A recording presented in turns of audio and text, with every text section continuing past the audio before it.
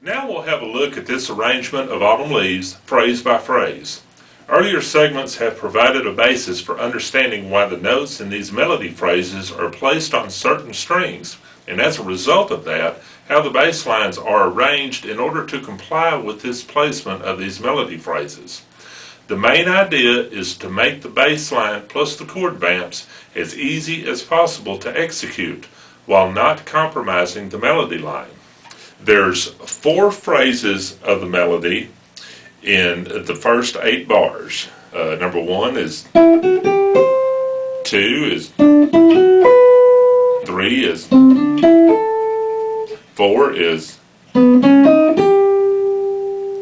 for the next 8 measures, the first 3 phrases are identical,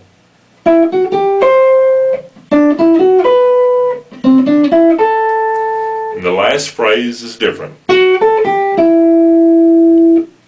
So the first phrase starts on the 2nd string on the 5th fret, goes to the 7th fret, to the 8th fret, jumps down to the 1st string at the 8th fret. The next melody phrase starts on the 3rd string at the 7th fret, 9th fret, jumps down to the 2nd string at the 7th fret, jumps down to the 1st string at the 7th fret.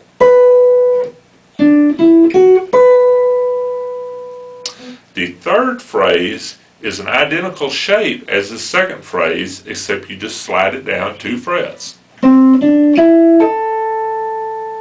The 4th phrase starts on the 3rd string at the 4th fret, 6th fret, jumps down to the 2nd string at the 4th fret, up to the 8th fret.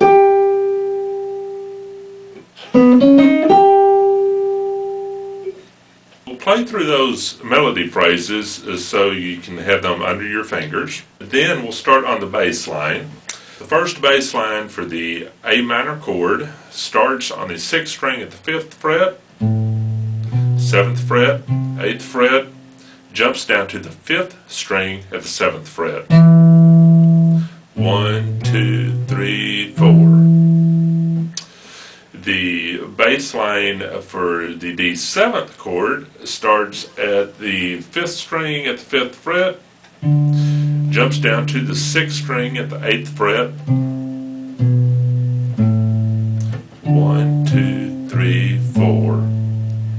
So those 2 chords together is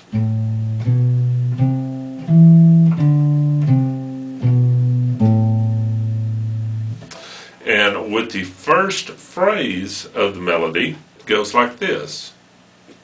1, 2.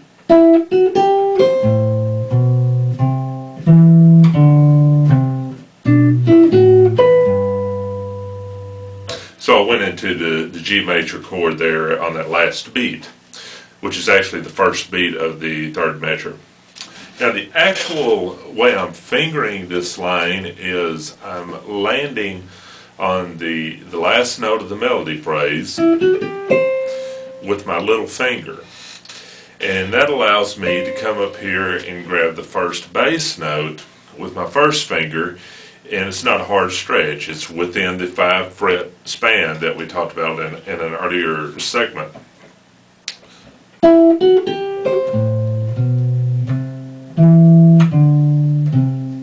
The bass line has walked down, and it will be on this B note on the 7th fret on the 6th string, and the first note of the melody phrase starts simultaneously on the 7th fret on the 3rd string.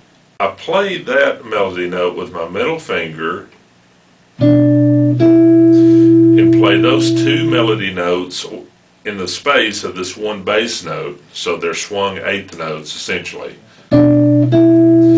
And I play this 2nd melody note with my little finger, and the reason I do that is because the next melody note is on the 2nd string at the 7th fret,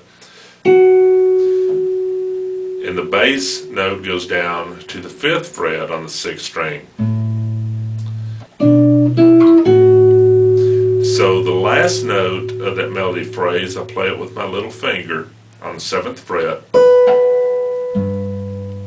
and grab the 3rd fret on the 6th string for the bass note. And there's the 5 fret stretch that we talked about earlier. So it's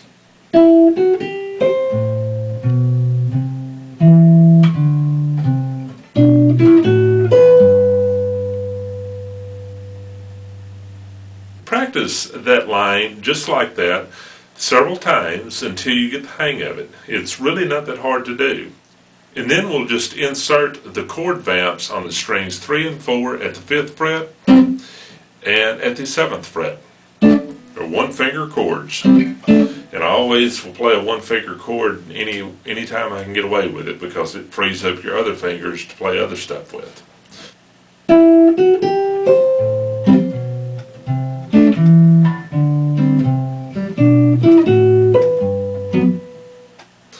And on the G chord, I did a stack here at the 4th fret. And it makes it a G major 7th chord.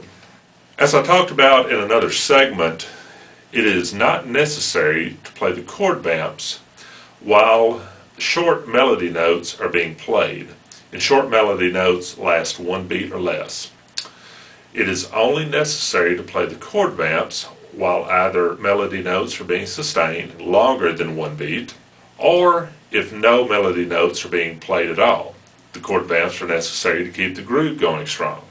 In the head melody of Autumn Leaves, every melody phrase is identical rhythmically speaking.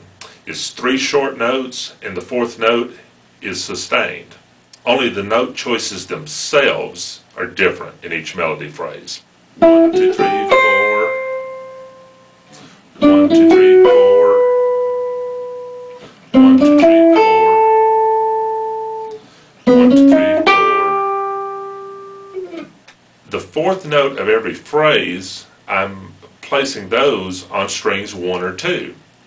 The short notes, I can play those on strings 1 or 2, but I can also play those on strings 3 and 4, since I won't need to play any chord vamps on those strings during that time.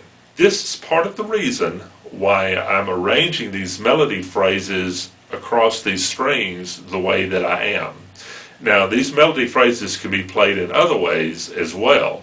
I'll get into that in a later segment. But for now, we'll stick with the original arrangement.